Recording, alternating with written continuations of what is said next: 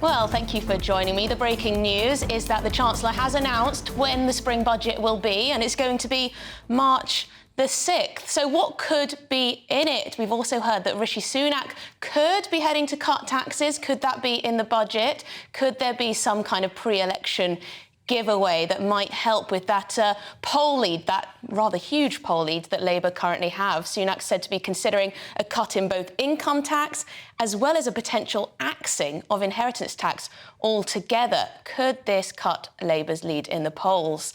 As I just said, Jeremy Hunt has announced the 2024 spring budget will be delivered on March the 6th. What will it contain? I'm joined by GB News political correspondent Olivia Utley. Olivia, very nice to speak to you. So we've just heard the spring budget will be on March the 6th. Lots of work will be put into this. Is it going to be a bold one?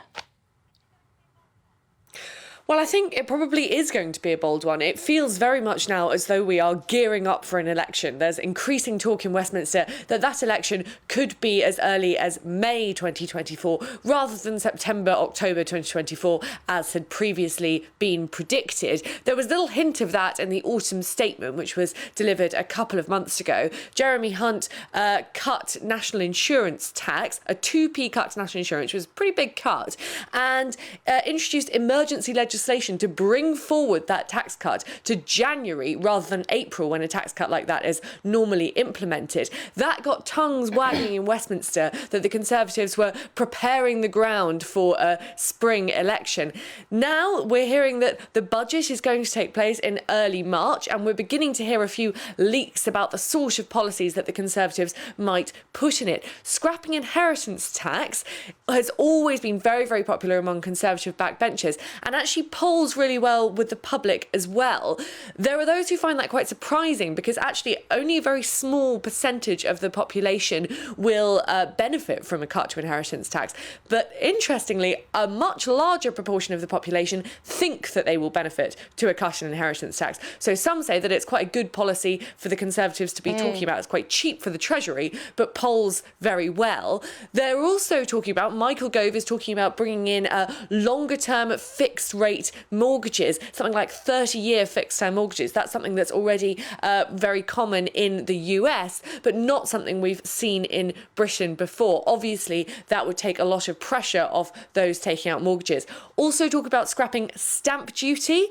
Really interesting to see whether or not they go for that. Again, it would benefit on the whole those in London and the South East, because it only affects properties over 425,000.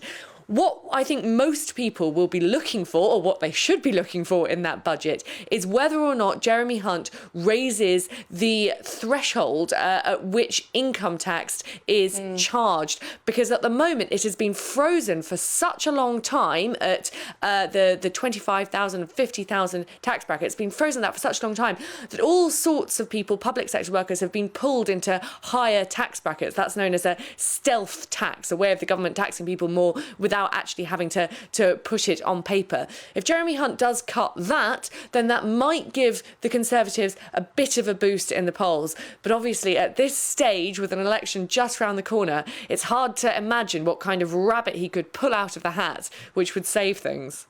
Yes, exactly. But it's interesting, inheritance tax. We hear time and time again that maybe the Conservatives might axe it, they might reduce it substantially. Whether it happens is another thing. But if it did, that would be a clear dividing line between the Conservatives and the Labour Party, because the Labour Party also wants to see income taxes go down, or at least they say they do. But inheritance tax, that is one thing the Labour Party will not stand by, surely. Well, absolutely. This would be a really obvious way for Jeremy Hunt and Rishi Sunak to get some clear blue water between themselves and Labour. Obviously, traditionally, the Conservatives are on their strongest ground when talking about tax. But in the last few years, that hasn't been the case at all. As we keep hearing, Britain's tax burden is the highest it's been since the Second World War. It seems now, with all this talk about various different types of tax cuts, as though the Conservative government have decided that the only possible way to potentially maybe stand a hope of clutching back victory from the jaws of defeat is to begin by cutting taxes. And perhaps they're thinking, where better to start than inheritance tax, where Labour has made its feelings plainly known. Yes, Olivia, and I wonder where this is coming from, whether this is being led by Jeremy Hunt, the Chancellor, or Rishi Sunak. In the papers today, Rishi Sunak, a gear change is what he wants when it comes to tax, or so sources are saying. Is this being led by Rishi Sunak, who wants a low tax, smaller state economy going forward? Jeremy Hunt, known for being more cautious. Is it Rishi Sunak, the Prime Minister, who is leading the way on this tax cutting, potentially?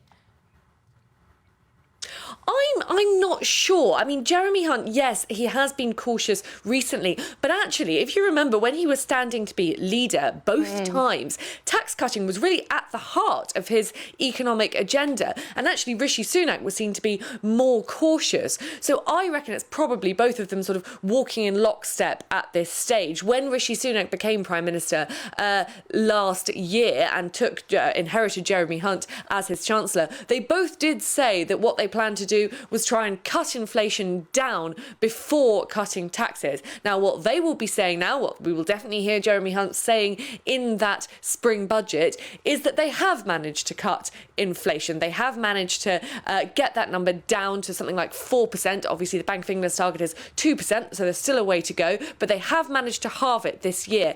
And they will say that that means they now have headroom, as they call it, to begin to cut some taxes. They'll say that this was the plan all along, although quite a lot of Westminster watchers will think that it's throwing a bit of red meat perhaps to their tax-cutting backbenchers in the run-up to this election. And I'm sure most people would very much enjoy a tax cut, of course, but many will point to public services not being in a very healthy state, not least the NHS, also our education system as well, always needing more money. Will the Labour Party likely go on that line, saying it's all well and good having tax cuts, but what about the crumbling public services that need to be funded?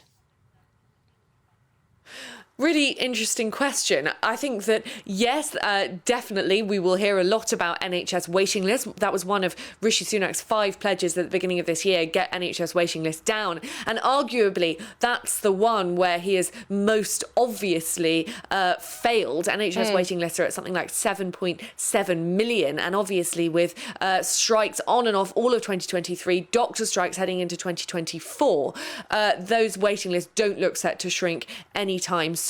Will Labour go on the attack and say we can't afford to start cutting taxes, look at the state of the NHS, or will Keir Starmer want to appeal to that centre ground again and present himself as a tax-cutting politician too? I suspect the latter. I don't think Keir Starmer will go in on ideology and start talking about how the NHS has to be properly funded at this stage. I think he will actually tack closer to what the Conservatives are talking about and show that he too is interested in cutting taxes. That's the sort of trajectory that Keir Starmer has been on, getting further and further towards the centre.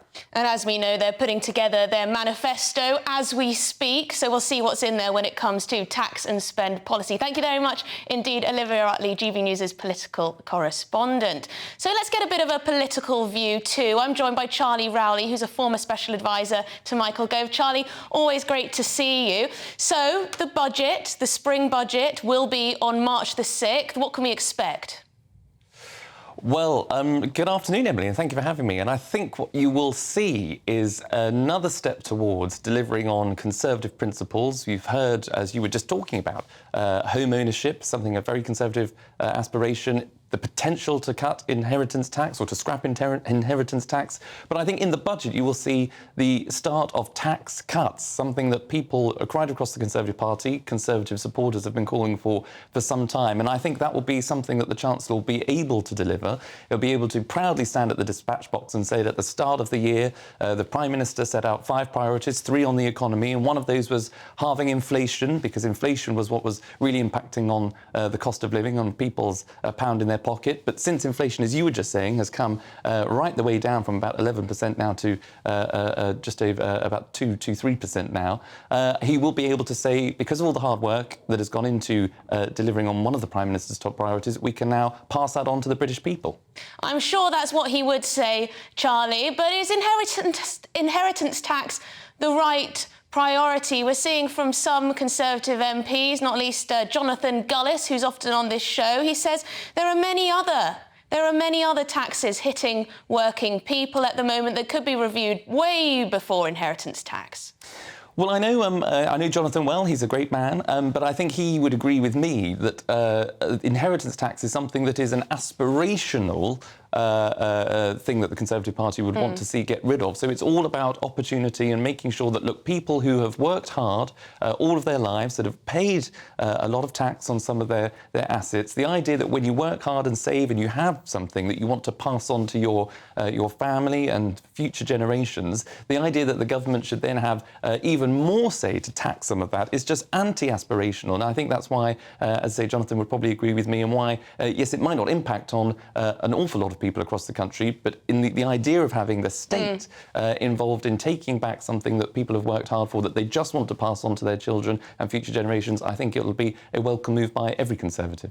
Yes, it is true that a lot of people see inheritance tax. They view it with much disdain, let's say. Now, the Labour Party, they're writing up their manifesto, working on their policy proposals, what they're going to put to the country. I imagine that they'll look at the government and after the budget, if there are these big tax cuts, they'll point to public services not being in such a fit shape. How can the government balance money for public services, the NHS, the education system, the military, etc., and also make these tax cuts? Well, you're absolutely right. That's the challenge that the government absolutely faces. And I think as part of the budget, there was talk in some of the newspapers today about having a spending review, a 3-year spending review, which would tie the hands effectively of the next government. And that would be a decision then, if it is going to be, well, the Labour Party will have to decide whether they commit to those Conservative spending proposals. You'll recall, and your viewers will know, back in 1997, Gordon Brown and Tony Blair made the pledge that they would stick to John Major's last budget and spending proposals, because they wanted to offer economic certainty and assurance to markets and consumers and the British public. So whether this Labour Party under this leader, Sir Keir Starmer, continues with whatever spending proposals come forward under this current government remains to be seen. But ultimately, you're absolutely right. You know, we have had such a high tax burden for a long period of time. A lot of that is down to COVID. There are a number of issues that have been identified because of COVID within our public services that need to be addressed. So I think that whilst there has been the investment,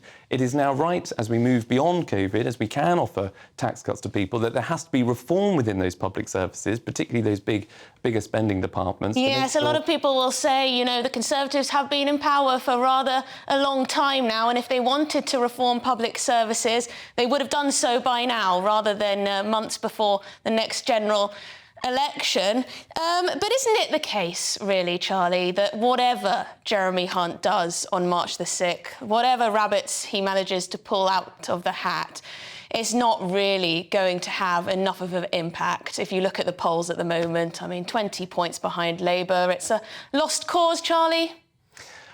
Well, I would never say that, Emily, as you know, and maybe that's because I'm signed up to the cause of government that I used to work in, so that's a disclaimer for your viewers there. I'm sure they already know. But you're absolutely right. But I think, look, the story that the Conservatives will have to tell versus the Labour Party, who will say, as you've just articulated, that they've been in for 13 years, it's time for change. What the Tories will have to say, I think, is, look, go back to 2010. You had 5 years of a coalition. You know, the government was held down and held back by those pesky Liberal Democrats, as the Tories would say. You know, we then had a few years of debate around Brexit, which didn't allow perhaps the government to get on and do the things that it might have wanted to do. You then had COVID. You've then had a number of successive prime ministers because of those issues.